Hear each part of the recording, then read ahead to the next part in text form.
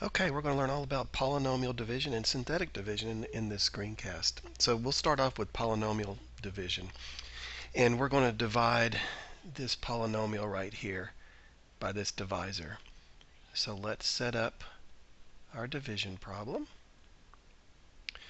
And I put the dividend under the division sign.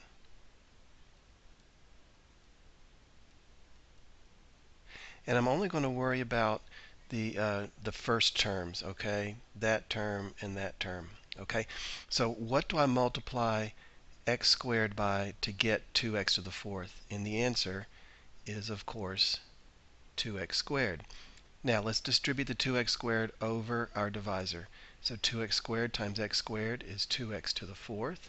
2x squared times 2x is 4x cubed. And 2x squared times negative 3 is negative 6x squared.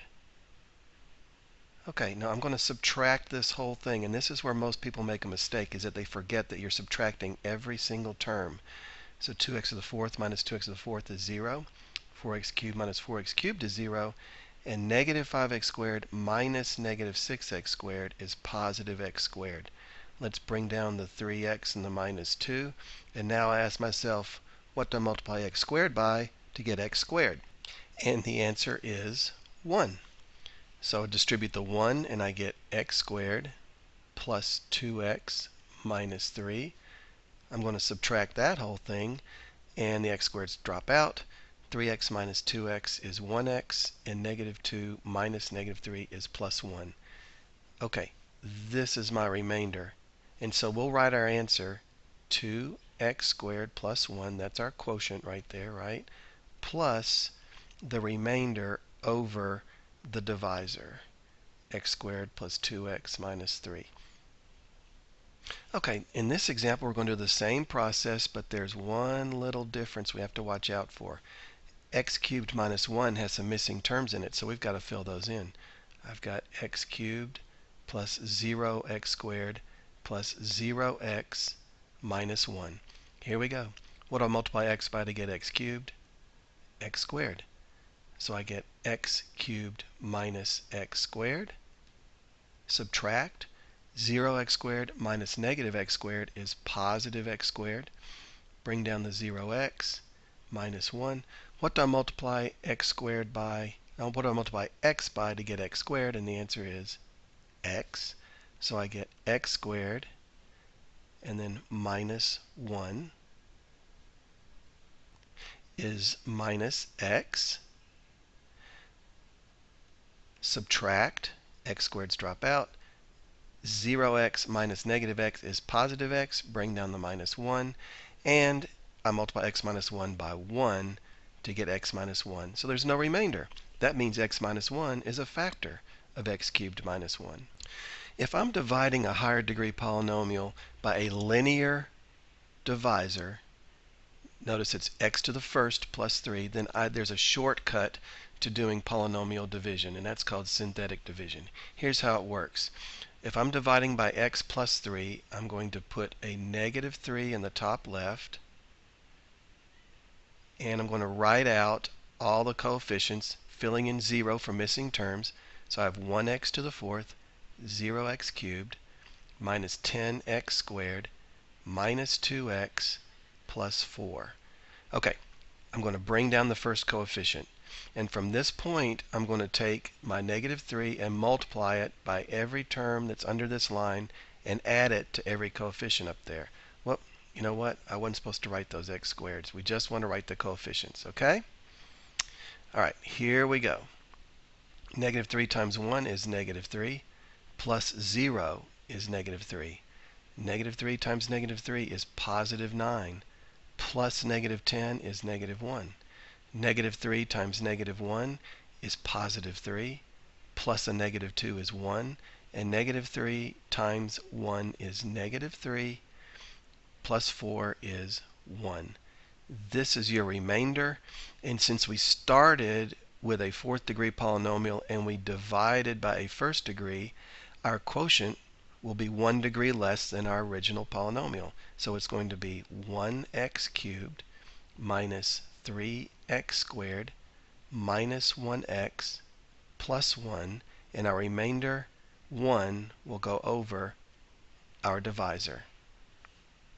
Now it turns out that synthetic division is also a quick and easy way to evaluate a polynomial at a particular value of x. That's what the remainder theorem says. It says if a polynomial is divided by x minus k, the remainder is the same thing as if we put k in for x. So let's use the remainder theorem to evaluate this function at x equal -2. Okay, I put -2 up there. 3x cubed, 8x squared, 5x minus 7. Bring down the first coefficient 3. Multiply, add, multiply, add, multiply, add. Guess what? F of -2 is equal to our remainder, in this case, -9. So from the remainder theorem, we can also get the factor theorem, which says that if the remainder is 0, then that means x minus k must be a factor. So let's show that x minus 2 and x plus 3 are factors of this polynomial. Okay, so I'll start with -2, and I am going to do an abbreviated version of synthetic division. If I'm dividing by x minus 2, I'm going to put plus 2 here. I'm going to put my coefficients up here.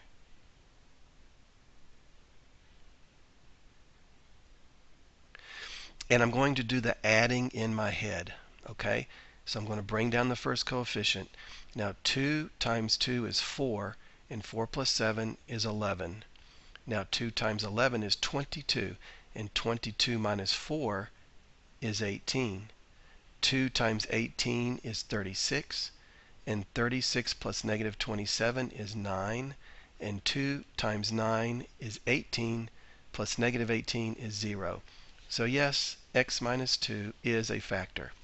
Now I'm going to draw a dotted line, and I'm going to put -3 down below this one. Because I want to show that x plus 3 is a factor, I'm going to put -3 right here. Okay, bring down the first coefficient of my quotient here, so that's going to be 2. And -3 times 2 is 6. 6 plus 11 is 5. -3 times 5 is -15. Plus 18 is 3. -3 times 3 is -9. Plus 9 is 0. Okay, so what degree do we have left right here? Well, we started with a 4th degree. This was a 3rd degree, so this is going to be a 2nd degree. So now I can write 2x squared plus 5x plus 3 equals 0. And I'll factor this quadratic to get my final two factors. So it's going to factor into 2x and an x, and I believe that'll go 1 and 3. So that means x is -3 halves and -1. And of course our other zeros right here are 2 and -3. So our factors will be 2x plus 3, x plus 1, x minus 2, and x plus 3. These are zeros, and these are factors.